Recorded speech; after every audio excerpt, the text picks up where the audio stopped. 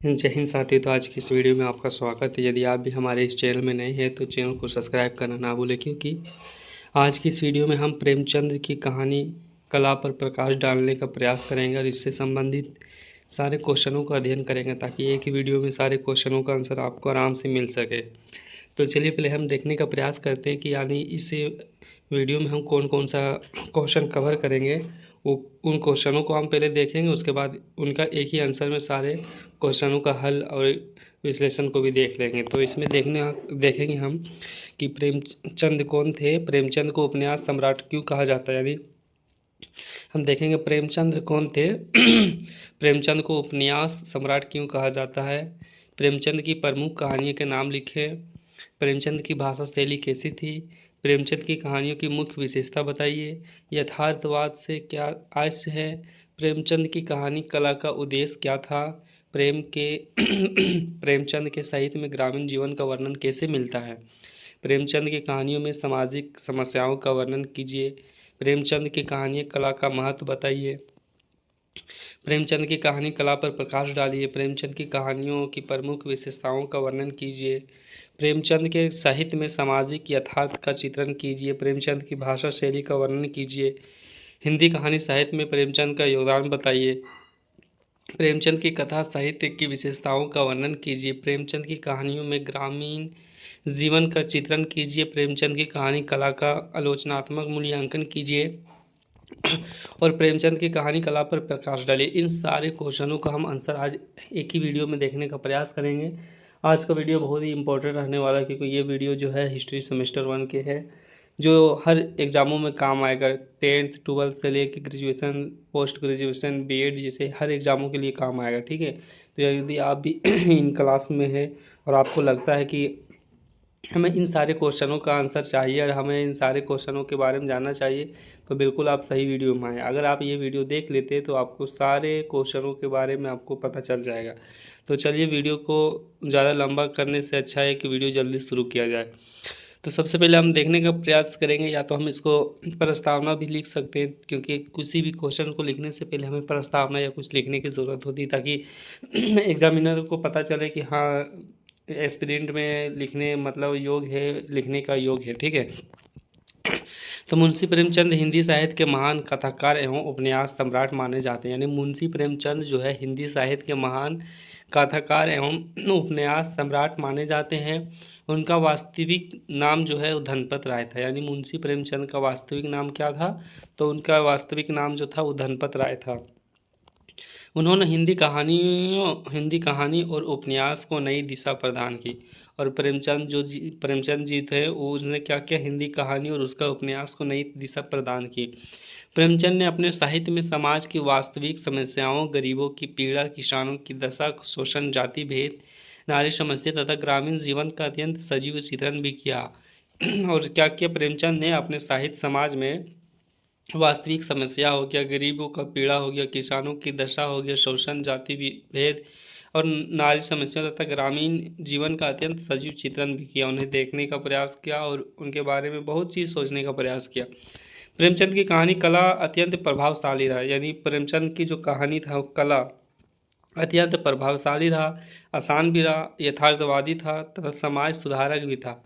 उनकी कहानियाँ केवल मनोरंजन का साधन नहीं बल्कि समाज को जागरूक करने का माध्यम भी था। मतलब कहा जाता है कि प्रेमचंद जी का जो कहानियाँ था वो सिर्फ मनोरंजन के लिए नहीं था, वो उसके अलावा समाज को जागरूक करने का भी एक माध्यम था। ठीक है, अब हम प्रेमचंद जी का परिचय देखने का प्रयास करते हैं कि आखिर हम तो आगे पढ़ लिए कि उनका उनका ओरिजिनल नाम जो था वो धनपत राय था, लेकिन और उनके डिटेल्स बारे में हम पढ़ने का प्रयास करेंगे कि उसका जन्म कहाँ हुआ था। ठीक है, उस सब के बारे में हम देखेंगे। तो प्रेमचंद का जन्म 31 जुलाई 1880 को लम्ही में हुआ था। कहाँ हुआ था? लम्ही में हुआ था। उन्होंने हिंदी और उर्दू दोनों भाषाओं में लेखन किया था। यानी उन्होंने क्या किया कि हिंदी और उर्दू भाषा दोनों में लेखन किया। वे एक महान कहानीकार, उपन्यासकार तथा सामाजिक या समाज सुधारक भी थे। उनकी प्रमुख रचनाएं, आखिर उनकी प्रमुख रचनाएं कौन कौन है? सबसे पहले गोदान है, गबन है, कर्मभूमि है, सेवा सदन है, पूस की रात है, ईदगाह है, कफन है आदि। यदि आपको लगता है कि उनकी प्रमुख रचनाओं में से जैसे गोदान गबन या सेवा सदन या पूस की रात, ईदगाह, कफन, इन सभी के बारे में भी आपको चाहिए कि वीडियो दीजिए तो हम कमेंट में बता सकते हैं। मैं उन सभी के बारे में भी अच्छे से अच्छे शब्दों में इनका उत्तर आपको देने का प्रयास करेंगे। सिर्फ आप एक बार कमेंट करना ना भूलें, ठीक है। प्रेमचंद की कला यानी प्रेमचंद की कहानी का कला यानी प्रेमचंद कहानी कला में अनेक विशेषताएं दिखाई देती है जो उन्हें हिंदी साहित्य में महान स्थान प्रदान करते हैं। यानी प्रेमचंद की जो कहानी थी कला, उनमें अनेक विशेषताएं दिखाई देती जो उसे हिंदी साहित्य में महान स्थान प्रदान करती है, ठीक है। सबसे पहले देखा जाए यथार्थवाद का चित्रण। उसने क्या किया, यथार्थवाद का चित्रण किया। यानी प्रेमचंद की कहानी की सबसे बड़ी विशेषता था यथार्थवाद। उन्होंने समाज का वास्तविक चित्र प्रस्तुत किया। यानी समाज को जब उसने देखा, महसूस किया और समझा तो उसको वास्तविक चित्र प्रस्तुत किया। उन्होंने गरीबी, किसान जीवन, शोषण, बेरोजगारी, सामाजिक अन्याय जैसी समस्याओं को अपनी कहानियों में दिखाया। और इन सभी चीज़ों को क्या किया, वो अपने कहानियों में दिखाया, ठीक है। गरीबी को दिखाया, किसान की जीवन किस तरह होता है उसको दिखाया, गरीब को किस तरह शोषण किया जाता है, बेरोजगारी और सामाजिक अन्याय, समाज में लोगों को अगर अन्याय ना मिले तो उससे उसके प्रति सारे चीज़ों को उसने क्या किया, अपने कहानियों में दिखाया। उनकी कहानियाँ काल्पनिक कम और वास्तविक जीवन से अधिक जुड़ी थी। और जो प्रेमचंद जी जो कहानियाँ लिखता था वो बहुत कम काल्पनिक होता था, लेकिन वो वास्तविक जीवन से बहुत ज़्यादा चीज़ें उठाते थे। उदाहरण के लिए पूस की रात यानी इसमें क्या होता है कि मैं किसान की गरीबी का मार्मिक चित्रण मिलता है। यानी पूस की रात जो है उसका कहानी, उसमें क्या होता है कि किसान की गरीबी का बारे में उसमें दिखाया जाता है, ठीक है। दूसरा आता है ग्रामीण जीवन का सजीव वर्णन। यानी प्रेमचंद ने गांवों के जीवन को बहुत ही आसान और वास्तविक रूप में प्रस्तुत किया। यानी ग्रामीण जीवन का सजीव वर्णन में क्या किया कि प्रेमचंद जी ने गाँवों के जीवन को बहुत ही आसान और वास्तविक रूप से प्रस्तुत किया। उन्होंने किसानों की गरीबी, मेहनत, दुख, संघर्ष को अत्यंत प्रभावशाली वर्णन किया। उनकी कहानियों में भारतीय गांवों की झलक स्पष्ट दिखाई देती थी या देती है। तीसरा है सामाजिक समस्याओं का चित्रण। यानी प्रेमचंद समाज सुधारक लेखक थे। प्रेमचंद जी जो थे वो समाज सुधारक लेखक थे। उन्होंने समाज में फैली अनेक बुराइयों का विरोध किया, जैसे जाति प्रथा, दहेज प्रथा, छुआछूत, नारी शोषण, गरीबी आदि। इन सभी को क्या किया उसने, तो बहुत सारी चीज़ों का विरोध किया। उनकी कहानियाँ समाज को नई दिशा देने का भी प्रयास करती थी। चौथा पॉइंट है दोस्तों, आदर्श और यथार्थ का समन्वय। यानी प्रेमचंद ने केवल समस्याओं का चित्रण नहीं किया बल्कि उनके समाधान की ओर भी संकेत किया। उनकी कहानियां में आदर्शवाद और यथार्थवाद दोनों को सुंदर मिश्रण मिलता है। यानी दोनों को मिला के वो अपनी कहानियों में इंक्लूड करता है। पांचवा है चरित्र चित्रण। यानी प्रेमचंद्र के पात्र अत्यंत जीवंत और स्वाभाविक होते हैं। उनके पात्र सामान्य जीवन के लिए गए होते हैं, जैसे किसान, मजदूर, स्त्री, गरीब, बच्चा आदि सभी। उनके पात्र पाठकों के मन पर गहरा प्रभाव छोड़ते हैं। छठा है भाषा शैली। यानी प्रेमचंद की भाषा सरल, सहज और प्रभावशाली है। उन्होंने बोलचाल की भाषा का प्रयोग किया जिससे सामान्य पाठक भी आसानी से समझ सके। उनकी भाषा में मुहावरे, लोकोक्तियाँ और लोक भाषा भी क्या था, सब सुंदर सुंदर शब्दों में प्रयोग किया था या मिलता है उसमें। सातवां है भावुकता और संवेदनशीलता। यानी प्रेमचंद की कहानियां में मानवीय संवेदनाएं स्पष्ट दिखाई देती है। वे गरीबों और शोषितों के दुख को बड़ी संवेदनशीलता के साथ प्रस्तुत करते हैं। जैसे ईदगाह कहानी में इसका श्रेष्ठ उदाहरण है, ठीक है। ईदगाह जो कहानी उसमें श्रेष्ठ उदाहरण देता है। आठवां है नैतिकता और आदर्शवाद। यानी प्रेमचंद की कहानियां नैतिक शिक्षा भी देती है। यानी प्रेमचंद की जो कहानी है उसमें वो क्या देता है, वो नैतिक शिक्षा भी देते हैं। वे सत्य, ईमानदारी, मानवता और त्याग जैसे मूल्यों पर भी बल देते हैं। 9 नंबर में आता है राष्ट्रीय भावना। यानी प्रेमचंद के साहित्य में देशभक्ति और राष्ट्रीय चेतना भी दिखाई देती है। उन्होंने स्वतंत्रता आंदोलन और सामाजिक जागरण को समर्थन दिया। 10 नंबर में आता है दोस्तों कि मनोरंजन और शिक्षा का समन्वय। यानी प्रेमचंद की कहानियां मनोरंजन होने के साथ साथ शिक्षाप्रद भी थे। यानी बोला जाता है कि जो प्रेमचंद की जितने भी कहानियां था उसमें मनोरंजन होता ही था, लेकिन उसमें उसे कुछ सीखने को भी मिलता था, ताकि मनोरंजन के साथ साथ लोग या बच्चे उसके साथ कुछ सीखने को उसको मिल जाए। उनकी कहानियाँ पाठकों को सोचने पर मजबूर करती थी। वो इतने ढंग से कहानी लिखा है तो कोई भी पाठक जब उनको कहानी पढ़ते थे तो वो भी सोचने लग जाते थे। प्रेमचंद की प्रमुख कहानी और उनकी विशेषता, आप देखेंगे कि प्रेमचंद की कौन कौन सी प्रमुख कहानी और उनकी क्या विशेषता है। तो कहानी, विशेषता और ईदगाह।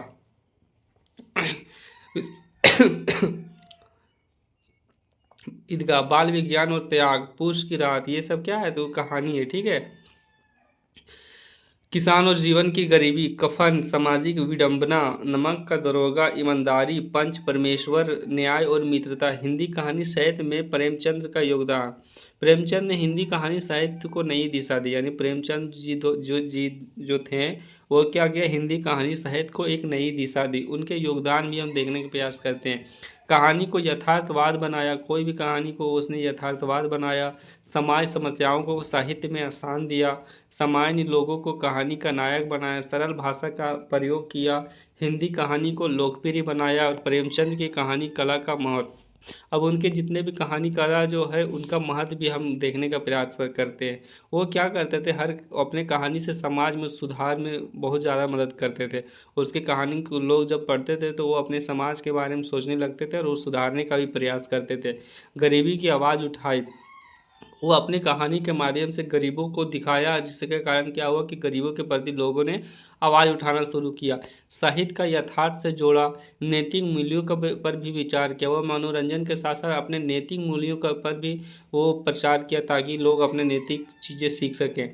हिंदी साहित्य का समृद्ध बनाया। प्रेमचंद की कहानी कला की सीमाएं, आखिर इनका सीमा कहाँ कहाँ तक जाता है। कुछ आलोचकों के अनुसार, कुछ आलोचनाओं के अनुसार उनकी कहानियों में अत्यधिक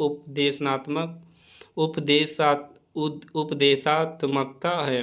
कई स्थान पर आदर्शवाद अधिक दिखाई देता है, फिर भी उनकी साहित्य महानता कम नहीं होती। आधुनिक युग में प्रेमचंद की प्रासंगिकता है, आज भी प्रेमचंद की कहानियाँ प्रासंगिक है क्योंकि गरीबी, बेरोजगारी, सामाजिक समानता और भ्रष्टाचार जैसी समस्या आज भी समाज में मौजूद है। उनकी कहानियाँ आज भी समाज को सही दिशा देती है। तो निष्कर्ष निकलता है दोस्तों कि प्रेमचंद हिंदी साहित्य के महान कथाकार थे। उनकी कहानियाँ कला, यथार्थवाद, सामाजिक चेतना, संवेदनशीलता तथा सरल भाषा के कारण अत्यंत प्रभावशाली बन गई। उन्होंने साहित्य को समाज का दर्पण दिया और सामान्य लोगों को के जीवन को अपनी कहानियों का विषय बनाया। उनकी कहानियाँ केवल मनोरंजन नहीं करती बल्कि समाज को जागरूक भी करती है।